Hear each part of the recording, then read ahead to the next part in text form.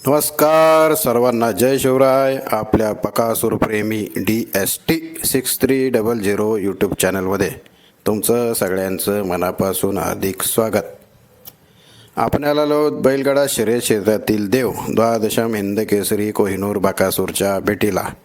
निमित्तही तसं खासच आहे. देवानं काल 1 नंबर केलेला आहे आणि पुढील काही दिवसात 2 हिंद केसरी मैदानं येत आहेत.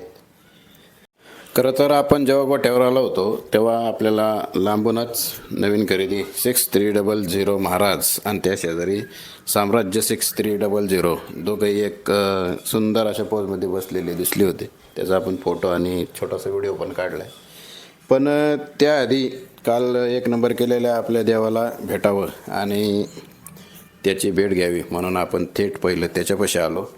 आणि माझ्यासह अनेक जणांना वेळ लावणारा हा कोहिनूर द्वादशम हिंद केसरी बकासूर आपला देव आणि सगळ्यांना प्रतीक्षेत असणारा हा क्षण, हा नवीन खरेदी 6300 महाराज आणि पलीकडच्या बाजूला साम्राज्य.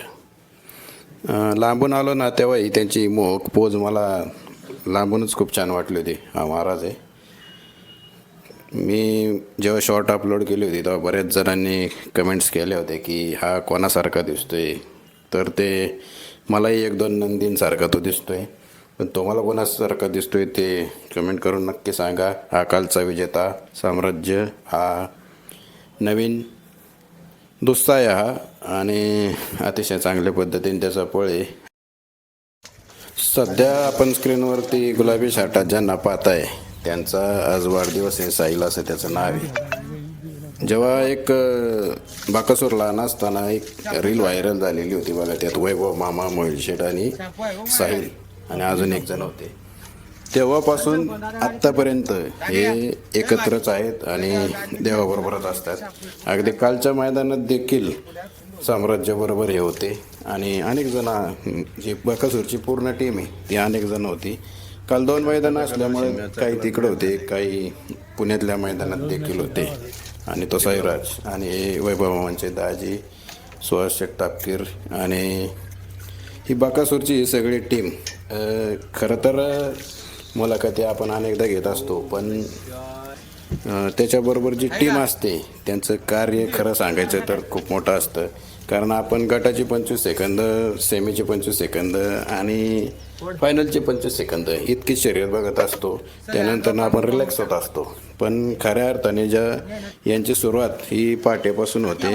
सकाळी त्याची तयारी करणं असेल, तिथनं पुढं त्यांचा प्रवास असतो, त्यानंतर मैदानातील वेगळं नियोजन असतं आणि पुन्हा घरी यायचा प्रवास. म्हणजे अक्षरशः 4 ते 5 तास त्यांचा जायचा प्रवास, 4 ते 5 तास त्यांचा यायचा प्रवास, 4 ते 5 तास त्यांचा मैदानातील नियोजन किंवा मैदानातील वेळ त्यांचा असतो.